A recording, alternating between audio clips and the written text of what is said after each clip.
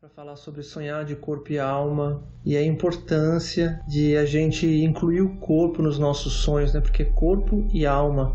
E a alma, a maior parte de nós, a gente está acostumado a sonhar com a cabeça, com a mente. O que isso significa? Significa que a gente está habituado a visualizar uma realidade, um futuro a partir daquilo que nos é conhecido. E a natureza do que nos é conhecido está relacionado com os nossos condicionamentos, com a forma como a gente foi criado, as nossas crenças. Por isso que o Einstein tem uma frase muito bonita, é que a consciência que percebe um problema não é a mesma consciência que é capaz de resolver esse problema. O que isso significa no nosso dia a dia? Que sonhar é o nosso maior poder. Sonhar é a nossa capacidade de visualizar uma nova realidade, de se imaginar vivendo algo diferente. Isso é feito através da mente, do nosso poder yang, do nosso masculino. Nossa mente, ele é ativa, ele gera o movimento. Tem um cara que eu gosto muito, que é o tal do Jesus, ele falava de a gente separar o joio do trigo, de a gente saber semear, para a gente poder colher os frutos que a gente realmente deseja nessa vida. Quando ele fala disso, ele está se referindo a essa capacidade que a gente tem de escolher o que a gente vai estar plantando, qual semente que a gente vai estar plantando. Isso começa com os nossos pensamentos. O sonhar, na verdade, se a gente fosse trazer para a forma mais simples possível, é a gente estar imaginando coisas dentro da nossa cabeça, dentro da nossa mente, que vem através de frases, de pensamentos, de imagens. E a gente vai estar criando esse cinema mental a partir do que a gente já conheceu no passado. Essa bagagem que a gente traz, o que realmente significa sonhar de corpo e alma.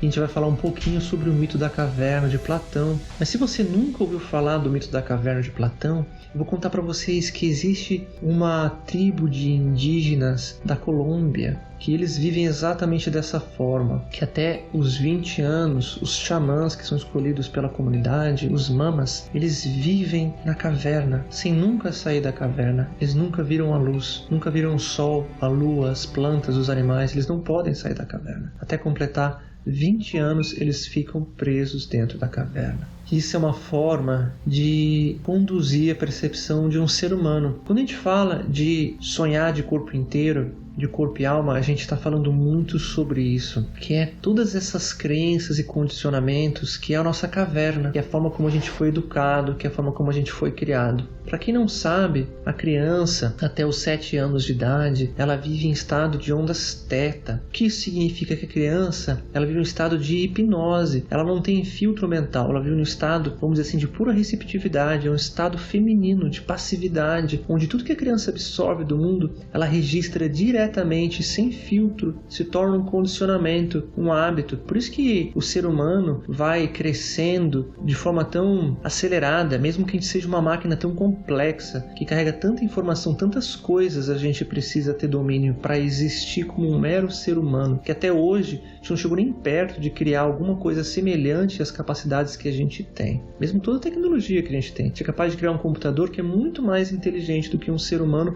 para fazer cálculos matemáticos, mas a gente não chegou nem perto ainda de criar uma inteligência artificial real. Vamos dizer assim que a nossa mente, ela é muito preciosa por causa disso. E um dos truques é justamente os condicionamentos que a gente vive até os 7 anos de idade. Isso é a nossa caverna. Isso é o nosso condicionamento. Isso acontece das formas mais inusitadas possíveis, como por exemplo o hábito de se vestir. Eu que tive a oportunidade de viver no meio da floresta, viver nu, eu tive a oportunidade de viver com culturas diferentes ao redor do mundo, por exemplo. O ato de tirar a roupa para mim no primeiro momento foi muito difícil. Depois se tornou algo natural, mas isso também é uma prisão que a gente tem. A forma como a gente se relaciona com as pessoas, a forma como a gente se divide em grupos, a forma como a gente come, utilizar uma mesa em vez de sentar no chão, tantas formas diferentes. É a nossa caverna, que são os hábitos, os condicionamentos, aquilo que a gente considera certo e errado, são as paredes invisíveis da nossa caverna. É aquilo que o mestre Osho dizia o seguinte, que é como se a gente usasse um óculos dentro da nossa cabeça, colorido, que a gente vê toda a nossa realidade tingida pelas cores desse óculos, só que porque está dentro da nossa cabeça, a gente não consegue perceber que está utilizando. E simplesmente vai dizer, não, o mundo sempre foi assim, o mundo é assim,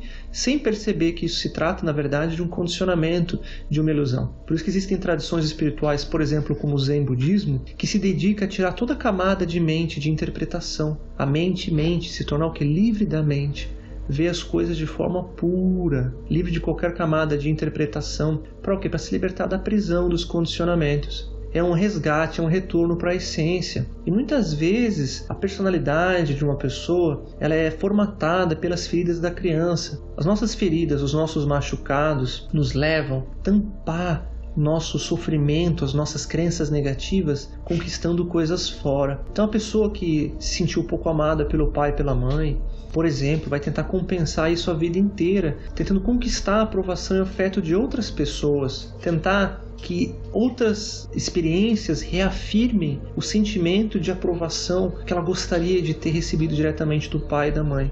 E isso pode conseguir por uma vida inteira. E os sonhos de uma pessoa que vive dessa forma, eles são sempre reflexos desse vazio, desse sofrimento. Então a pessoa, sem nem se dar conta, ela vai sonhar a caverna dela, ela vai sonhar coisas que ela quer alcançar para tentar finalmente então poder alcançar essa aprovação. Isso é muito comum, que as pessoas tenham sonhos que na verdade sejam reflexo das suas dores. Isso não é uma coisa errada, isso não é uma coisa ruim, é uma coisa que a gente deva evitar e fugir, mas compreender e ter clareza. Porque aquilo que a gente sonha é o que manifesta a nossa realidade. Buda dizia assim: aquilo que você pensa a seu respeito, você se torna.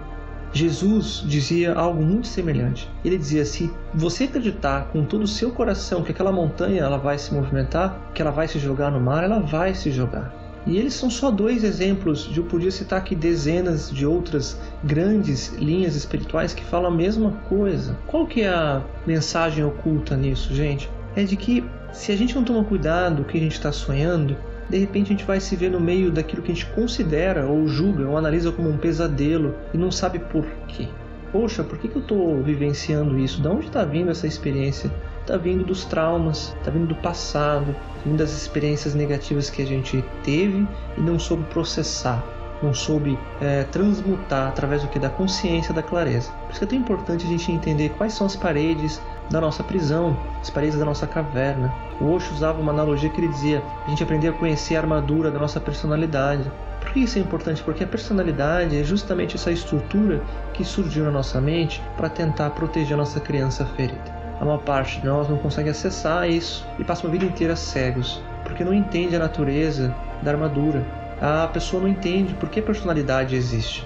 Tem até pessoas espiritualizadas que entenderam que o ego tem que sumir, que a personalidade não é algo positivo de forma geral, mas não conseguem entender muito bem por que ou como se libertar disso. O meu papel é ser um guia, ser um mentor, um transformador de realidades, ensinando as pessoas a atravessar essa barreira invisível que existe dentro da gente, desfazendo essas amarras de crença que existe dentro da nossa cabeça, se libertando dessas bolas de ferro que nos seguram no mesmo lugar. Vocês já viram como são criados os elefantes, como eles educam os elefantes? Eles pegam os elefantinhos desde pequenininho e eles amarram numa árvore. O elefantinho pequenininho, coitado, ele não consegue mexer uma árvore é muito grande para o elefantinho pequenininho, então ele se mexe e não consegue sair do lugar, porque a árvore segura ele. Mas quando o elefante é adulto, ele facilmente consegue arrancar uma árvore do chão, ele é extremamente forte. Só que ele não foge. Quando ele é adulto, eles nem amarram mais a perna do elefante na árvore, eles só amarram no chão, num pino. E porque ele foi condicionado e acreditar que ele não consegue, ele nem tenta mais. Dessa forma que a gente torna um ser prisioneiro de uma ideia, de uma crença. E é isso que eu quero ajudar vocês aqui a identificar. Então, primeiro a gente vai entender de onde vem o sonho que não é sonho de alma, o sonho que não é sonho de essência, porque esse é um dos caminhos para chegar ao teu sonho, que é um sonho de essência. O que nos impede então, Sátia? O que me impede de ser livre, Sátia? O que impede de sonhar e alcançar os meus sonhos? Por que eu tenho dificuldade de me entender, de me encarar, de perceber o que é real, o que não é, o que vem da personalidade e o que vem da essência? Entender que o que existe de estrutura dentro da gente é um mecanismo de proteção, de defesa, de cuidado. Então é uma coisa boa, na verdade. Muita gente vê o ego como uma coisa ruim, mas ele cumpre um papel positivo. Não adianta, se a gente tira o ego de alguém, quando a pessoa não tem força, ela se mata, ela se destrói, se auto-sabota, ela perde a estrutura interna, não consegue existir. A personalidade, ela é como se fosse a casca de um ovo. ela vai nos protegendo até o momento que a gente está pronto e maduro o suficiente para transcender. Quando a gente está amadurecido, da mesma forma como um ovo pode se tornar uma sepultura para um pintinho que não quebra a casca do ovo, para nós também. Porque daí não existe mais vitalidade, não existe mais espontaneidade, a gente fica só a personalidade. Chega um momento que a gente precisa romper a personalidade, entender qual a função dela, então é um mecanismo de proteção, de cuidado. Isso quer dizer que para que ele se desative, para que ele deixe de existir, eu preciso substituir o cuidado que ele tem. Por isso que a mensagem do amor é tão importante, ou a mensagem da consciência do Buda é tão importante. Eles estão falando do mesmo caminho. Porque para que o ego, a personalidade, se desative, eu preciso fazer a escolha de cuidar de mim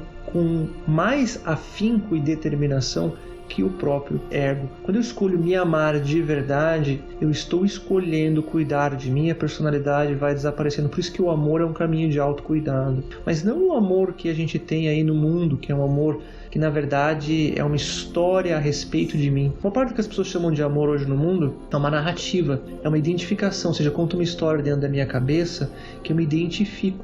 E aí, se aquela pessoa está fazendo parte da minha vida, eu me sinto bem. Se aquela pessoa sai da minha vida, eu me sinto mal, porque não é compatível com a minha narrativa. Então eu não estou falando desse amor narrado, que na verdade não é amor, é só uma história. Eu estou falando, na verdade, do amor como um estado de espírito. Amor como estado de espírito ele é muito simples. Ele significa o seguinte: é uma postura interna. Essa postura interna significa uma conexão profunda com alguma coisa. Uma conexão profunda consigo mesmo, com uma planta, com um objeto, ou com uma atitude, com uma atividade, com um trabalho. Então, uma conexão profunda com aquilo que você está fazendo, seja lá o que for. Além da conexão profunda, amor como estado, ele inclui não julgamento ou não resistência. Existe um profundo estado de aceitação, existe espaço, existe acolhimento, existe permissão.